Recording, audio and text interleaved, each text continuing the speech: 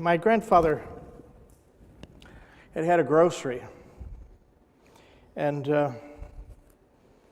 I was accustomed to those big rolls of butcher paper, remember that?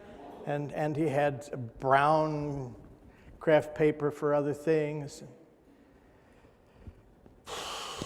I can hear the sound of that being pulled and ripped off of that, and then he'd wrap something in it. One Christmas, I used to shop for 1, 2, 6, 8, 10, about 12, 14 people for Christmas. And I was kind of a nut about Christmas decorations, about Christmas wrapping.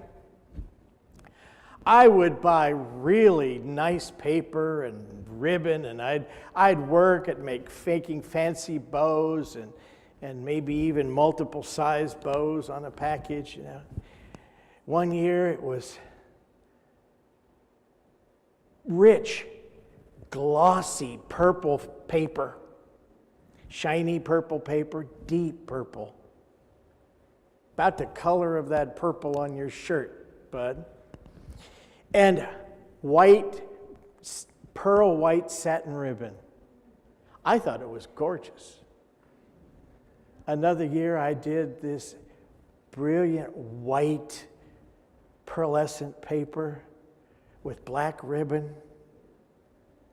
Oh, looked like an exquisite tuxedo, My uncle said, "What is this, a funeral?" I think it was the following year, I wrapped everything in brown paper with twine. It's funny how the package, how it looks, kind of determines what you expect, don't you think?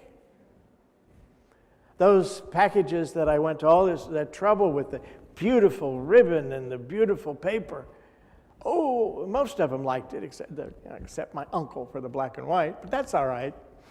The year of the brown craft paper, everybody's attitude was, "What is this?" Don't expect much. I don't expect much of something in a bag like that. I'm certainly, if I see it in its original condition with something in it, I wouldn't expect a real rare vintage French champagne now, would you? Anyway, we don't always see things as they really are. We see things as they appear. Now, our opening statement was about seeing the presence of God in everyone. Well, that sounds good until we have to practice it. You see, when I use the term mean, I don't mean mean, angry, hateful people. I mean mean as in coarse. You see some coarse people who just look like they'd be unpleasant. But you don't know what kind of experiences that person has had. You don't know what's in that person's life experience. You don't know how they've been whipped around by life and by their own choices. And we don't often take responsibility for our choices. We wonder, why is the world doing this to us? We don't always see people as they really are. You might even see people beautifully wrapped with perfect clothes, perfect smile, and perfect teeth, and they can be the meanest people you ever met. When I was a student at the University of Cincinnati and in education classes, I remember the day we learned that pretty children got higher grades because the teachers expected it. They liked them. the more physically, or what do we want to say, appearance challenged people had a harder time. Had to really do the work to get the grade. Which one were you? I know which one I was. Yeah. We don't always see people exactly the way they are. There's a truth about life, and that is everyone who comes into your life is there for a purpose. They're there to contribute to your understanding and your spiritual growth. And that includes the ones that are extremely difficult. They're a challenge for you to love. Can you? Do you? They're there to help you evolve as a spiritual being if it's only an object lesson for your growth. And often we don't recognize these teachers or these contributors to our lives because who looks for diamonds in a paper bag, right? If I handed you a paper bag and said, this is really worth a lot, you take care of it, what would you think? He's nuts. What's he handing me? A sack full of what? If I saw that sitting on my porch Halloween night, you think I'd pick it up?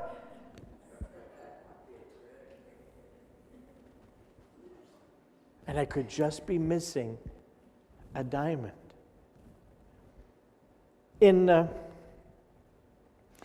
Luke, the 19th chapter, the first 10 verses, there's a story kind of about a diamond in a paper sack, a paper bag.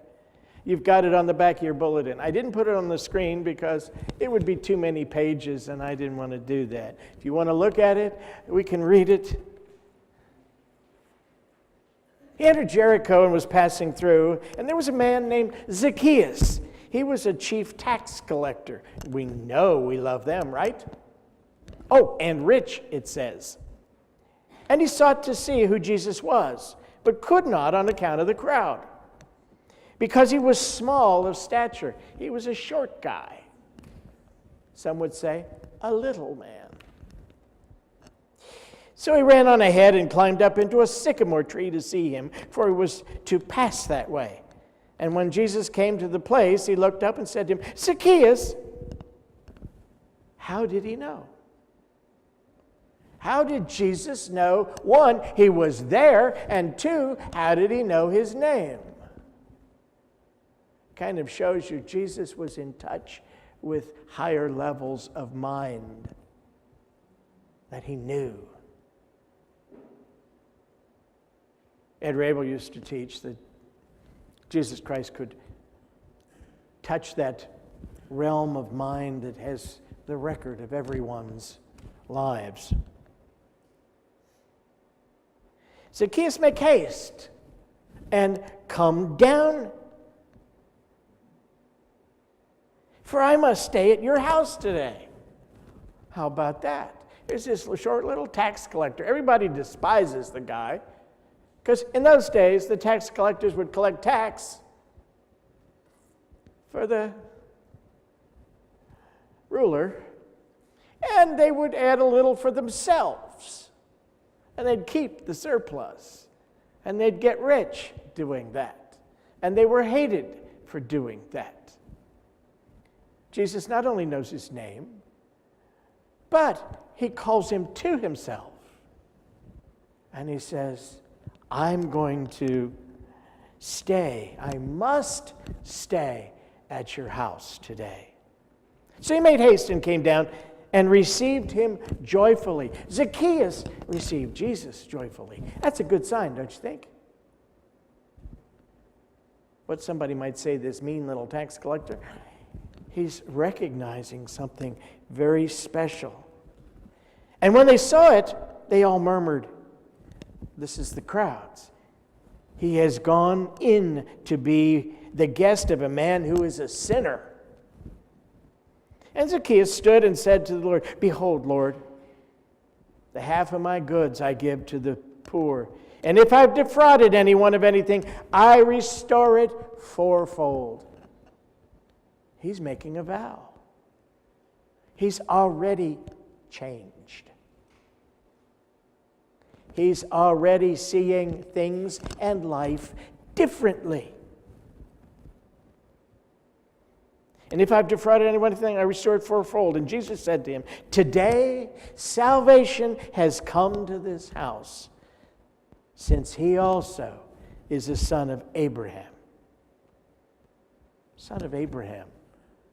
Not that there's any mystical meaning, but he's simply saying, as a son of Abraham, he is a Jew. He is one with his people. And today, one would say, he's a good one with his people. For the Son of Man came to seek and to save the lost. It's a nice story, isn't it? Yeah. It's very nice when we look at it from the outside.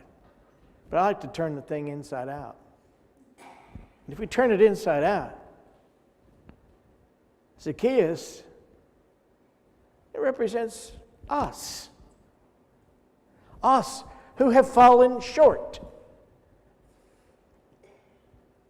He asked more of the people than they owed to him. He didn't take people for face value. More money. Give me more. This person is not good enough. I don't want to be around that person. You know how he is or she is. I don't see any good in associating with so-and-so. I don't see any good in this person I have to work with every day. My goodness, what a challenge. He was of short stature. He had all kinds of limitations. Short stature, how far can you see? If you're shorter, isn't it nice to have somebody tall around you can say, what can you see over the crowd? Can you tell me what's going on? I've had to do that a time or two. Yeah. His vision is narrow.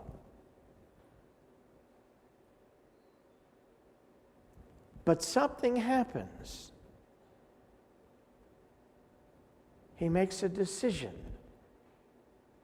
He makes a decision to try and do something differently. So he climbs a sycamore tree. I have a sycamore tree I don't have it in my yard, but it's in my neighbor's yard behind me. It's at least 4 stories high. If a storm ever takes it, the neighborhood is gone. Sycamore tree. They're high. They're tall often.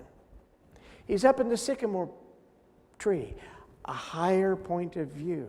He's already begun to change his point of view. His perception.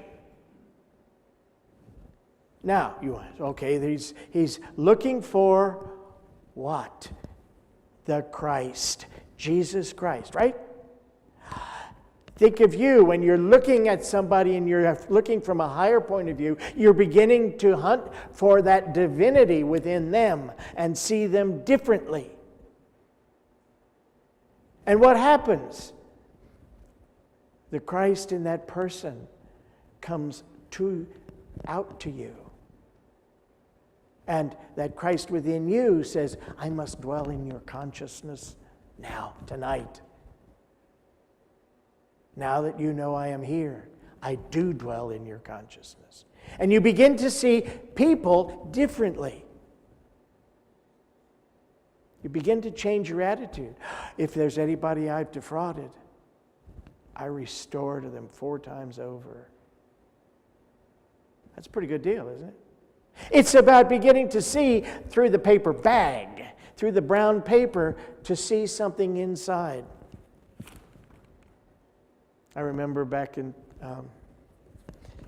my second year in ministerial school, a couple of us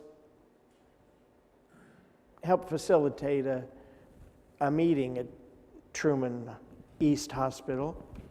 It was a locked unit, and these were guys who had, some of them traveled on the trains. There were felons. There were a variety of people there for an AA meeting. And this other student who was there with me, who was also help facilitating the group, he looked at these guys in the process of discussion, and he said, down here, inside every one of you, under all the, I'm going to use a different word, stuff, there's a diamond. If you but have the courage to dig through it and find it and see it. Wow, sounds like diamond in a brown paper bag, doesn't it? And it's true. In everyone, there is that diamond. But we have to get past the wrapping. And sometimes the wrapping is rude, right? Sometimes the wrapping is not very attractive in a variety of ways. How many of us have the little Zacchaeus sitting up in a sycamore tree as Jesus did? Would we see the good in him as Jesus saw? Would we say, come down, let's meet? So many of these little Zacchaeus in our lives. People that we see from afar who seem something less, something small, something different, have a lesson for us and a blessing for us. But you don't get the blessing until you see the diamond, until you see the good in that person. It may be that it doesn't come to you and it doesn't come out of that person until you call forth that divinity within them. And you don't have to say, you don't have to walk up to them and say, I'm a good Unity student and I behold the Christ in you. You're liable to get smacked. I think I'd smack you. But in the silence of your own being, you look and you start to deny and let go of whatever outer judgment you have and start to recognize, I behold the light of God shining forth in you. I behold the goodness of God in you. You could say that silently. It doesn't take any time, really. It doesn't cost you anything. But it can pay you dividends because, trust me, Zacchaeus, seeking the Christ, seeking to see the Christ, and you as Zacchaeus, seeking to see that divinity in others and calling it forth, you may be richly blessed. Yeah, he had a guest for that night, but a guest who blessed him with new insight, new understanding, a whole new realm of consciousness. Pretty good deal, don't you think? That man's life was changed forever. And by the way, it's a nice name, Zacchaeus. I haven't run into anybody lately named Zacchaeus. You might suggest it for grandchildren or great-grand. Zacchaeus, yeah, I think. And your daughter-in-law says, yeah, sure, Mom. We don't see that name anywhere else in Scripture. Just Zacchaeus. He's one of a kind. And he's an important one. It's a beautiful story. You may have a Zacchaeus in your life. You may have somebody that you need to see through the eyes of Christ. You can see the good in you. You can see the good in them and call it forth. And then receive a blessing. You may have had one sometime in the past, and maybe you didn't do so well at seeing that. And maybe you didn't get a blessing out of it. But you can in the future. If you can look at all those possible diamonds in brown bags, in brown paper, tied with rude string, if you can look at them and begin to see the value of what's behind the paper, you can begin to call it forth silently. You begin to draw a blessing to yourself. You could see these people then and know that they are potential carriers of blessings for you. You prepare an opportunity by seeing their true selves, their real selves, their God selves. You provide an opportunity for blessing for you and for them. If you can remove that brown paper, see beyond it with everyone,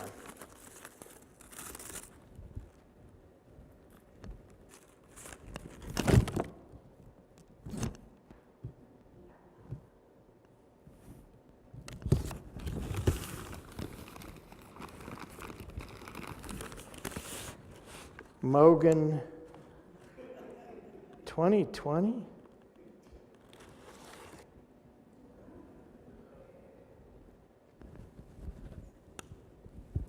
Hellsberg's Here I Come. Don't you think that'd look kind of nice? Not sure which finger would hold it. It's in there. But you've got to see beyond this. You've got to see a little bit deeper. You remember the story of the Good Samaritan? That's also on the back of your bulletin. What an interesting story. A lawyer stood up and put him to the test, saying, "Teacher, what shall I do to inherit eternal life?" He said to him, "What is written in the law? How do you read?" And he answered, "You shall love the Lord your God with all your might, with all your heart, and with all your soul, and with all your strength, with all your mind, and your neighbor as yourself." And he said to him, "You have answered right. Do this and you will live." Do we see others like that? Do we see all these little short people of some limitation that we perceive in them? And who is my neighbor? And then Jesus replied with this famous parable. A man was going down from Jerusalem to Jericho, and he fell among robbers who stripped him and beat him and departed, leaving him half dead. Now by chance, a priest was going down the road, and when he saw him, he passed by on the other side. Now,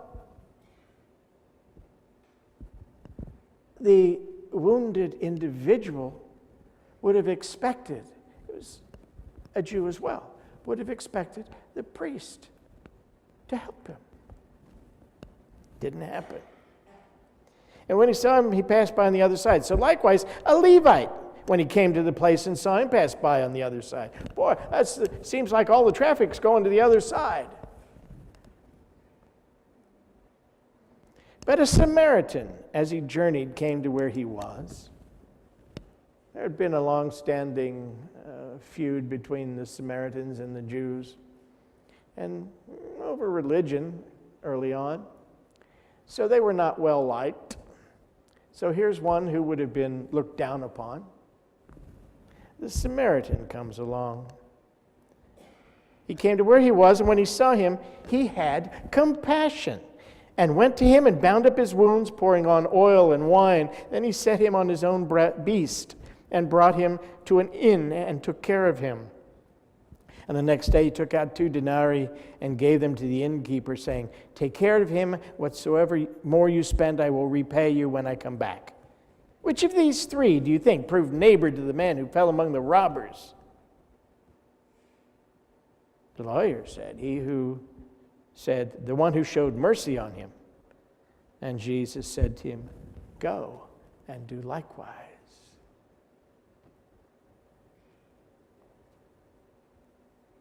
The injured man got a blessing, did he not? What do you think happened to the Samaritan? Remember the principle? The law? What you give, you receive. Do unto others before they do unto you. No.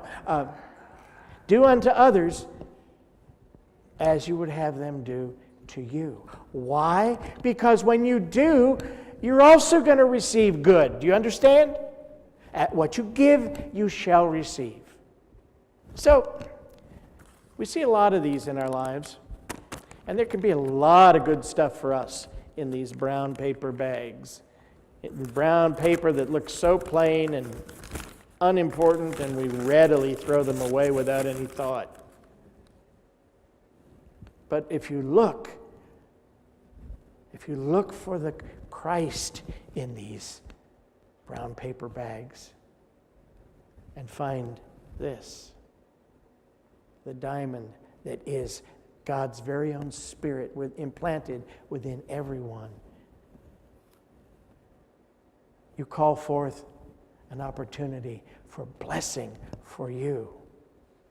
You call forth the opportunity to receive from that person, to learn from that person, to receive some good you had not expected. What do you think? Shall we do it?